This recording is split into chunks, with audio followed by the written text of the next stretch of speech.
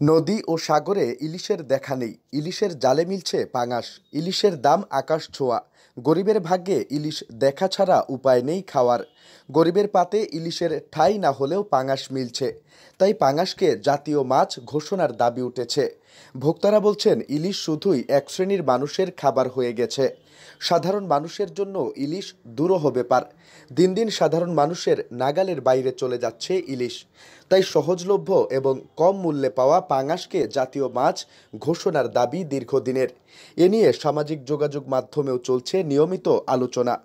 শ্রোতাপ্রিয় লোকসঙ্গীত শিল্পী কুদ্দুস বাইতি নিজের ফেসবুক অ্যাকাউন্টে লিখেছেন, যেই ক্ষমতায় আসুক, আমাদের কপালে পাঙাশ আর তেলাপিয়া ছাড়া কিছুই নাই। দেশের বাজারে ইলিশ মাছ অনেকেরই ক্রয় ক্ষমতার মধ্যে নেই। সে অবস্থায় ভারতে ইলিশ রফতানি করাকে তিনি ইতিবাচকভাবে নেননি। কুদ্দুস বয়াতির স্ট্যাটাসের মন্তব্যে তার ভক্তরা বিভিন্ন ধরনের মন্তব্য লিখছেন। আহমেদ শাহীন নামে একজন লিখেছেন, গরিবের জাতীয় মাছ পাঙাশ। মুহম্মদ জালাল হোসেন নামে একজন মজা করে লিখেছেন, পাঙাশ জাতীয় মাছ লইয়া একটা গান ধরেন কুদ্দুস কাহা।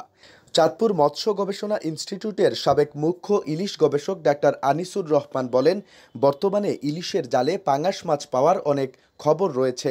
মূলত মা ইলিশ সংরক্ষণের জন্য গত কয়েক বছর ধরে বছরের নির্দিষ্ট সময়ে ইলিশ মাছ ধরার উপরে নিষেধাজ্ঞা দেওয়া হয়। ওই নিষেধাজ্ঞা ইলিশের পাশাপাশি পাঙাশ মাছের সংখ্যা বৃদ্ধিতেও ভূমিকা রেখেছে। আমি মনে করি জেলেদের মধ্যে সচেতনতা তৈরি করতে পারলে এবং মৎস্য সংরক্ষণের উদ্দেশ্যে নেওয়া সরকারের পদক্ষেপগুলোর যথাযথ বাস্তবায়ন করতে পারলে পাঙাশের উৎপাদন আরও কয়েক গুণ বাড়ানো সম্ভব। নোয়াখালী জেলা মৎস্য কর্মকর্তা মোহাম্মদ ইকবাল হোসেন বলেন, বাংলাদেশের ভৌগোলিক নির্দেশক পণ্য ইলিশ মাছ। ইলিশ সব শ্রেণী ও পেশার মানুষের কাছে সমাদৃত। এই কারণে অর্থনৈতিকভাবে এর মার্কেটিং চেইন ভেঙে উচ্চমূল্য আদায় করতে বিভিন্ন পলিসি ব্যবহার করা হয়। ফলে ইলিশের বাজারে সবসময় অস্থিরতা বিরাজ করে। এমন অস্থিরতা অর্থনীতির জন্য কল্যাণকর নয়। তিনি আরও বলেন, ইলিশ নদী ও সাগরে সম্পূর্ণ প্রাকৃতিকভাবে জন্ম নেয়।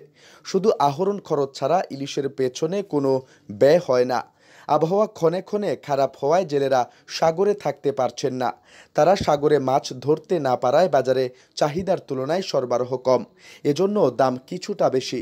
সাগরের মাছ আসতে শুরু করলে ইলিশের দাম কমে আসবে।